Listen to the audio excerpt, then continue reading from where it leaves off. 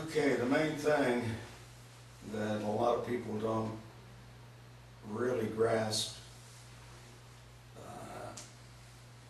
is what it's like to be in combat and to get shot at. You can imagine it in your mind, think how you would react, and like to think you'd be a big hero and win a Medal of Honor and that kind of thinking. But when you actually go up on your first mission, the first time in combat getting shot at, is you just don't know what to expect. And there were many of our pilots that, after I left, shot down on their first 1 or 2 missions. And through the tactics changed. When I was over there, we didn't have the smart bombs that they have now.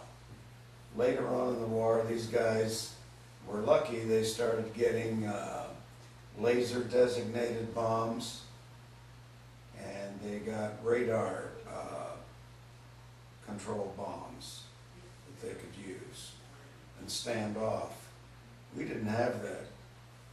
We had to do all of the computations ourselves. It was exactly like flying in World War I, no difference, except we had the sight was an illuminated orange circle on the windscreen. Other than that, it was a round ring with a dot in the middle, like in World War I that they used. And the skill involved, you had to be a real pilot. You couldn't rely on the smartness of the weapons to do the work for you. The pilots nowadays are not required to have the skills that we needed to strike the targets accurately. The whole concept of aerial warfare has changed. And a lot of the concepts that I tried to put into practice in the squadrons and tactics were finally used. Guys finally started wising up and saying, hey, this is the wrong way to fly. This is like World War I and II tactics, you know. They just don't work when you're flying against missiles and things. So that was quite interesting to me. Also, a lot of my flying was done being able to get into actual air-to-air combat the way you would have to do it in the real world before the war started. A lot of the guys in the Air Force fighter squadrons didn't get to do that. I was flying full-time in the California Air National Guard, flying the F-86 Saberjet, and that's all we did. So when I went back on active duty, I had to teach all the guys in the squadron basic dogfighting tactics and maneuvers. They had never done them or practiced them. And I found that very interesting to see these guys that are supposed to be the best that the U.S. has to offer, and they didn't know anything about dogfighting.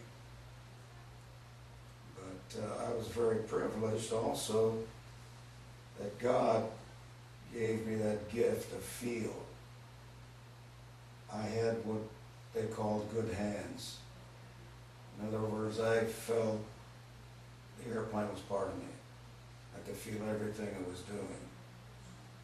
And that's something that you either have or don't. A lot of fighter pilots never had it. When I was instructing a lot of times I would fly about 2 feet from the guy's tailpipe and talk. I'd be leading a flight of 4, and I'd send 2 guys up on what we call high perch, and then have them roll in and see what the person I was training would do. And it was just amazing. Some of these guys that were supposed to be so good, and one of them is now in the Aviation Hall of Fame. He's a legend of aviation, and he never could dogfight. It's kind of interesting. He made his legendary status by being the top movie photo shooter of flying scenes. He shot all the flying scenes in all the movies that you see. His company that he formed. And that made him a legend.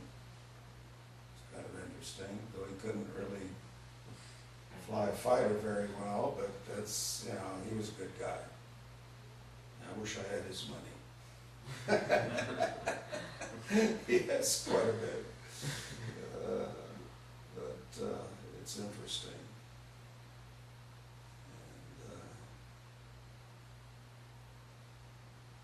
And they say the war, you never know. I have no idea how I would react under fire. Our first missions, we were based on Kadena, on Okinawa. And we would go over to Da Nang, and then we flew several missions out of there. The first one was up in Laos,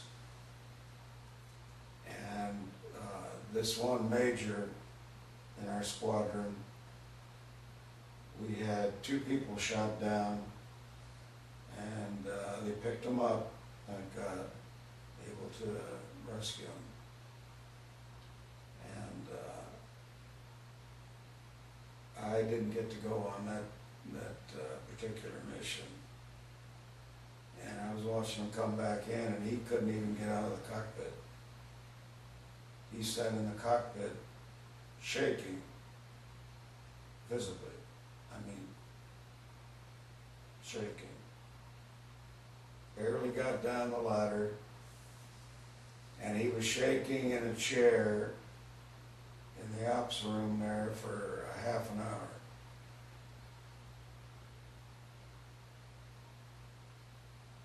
I thought, boy, I hope I don't react that way. That's no way to fly. I mean, you're crazy if you think you're not going to be scared a little bit, or anxious, to say the least, knowing what you're going to face. It's not like being on patrol on the ground and, you know,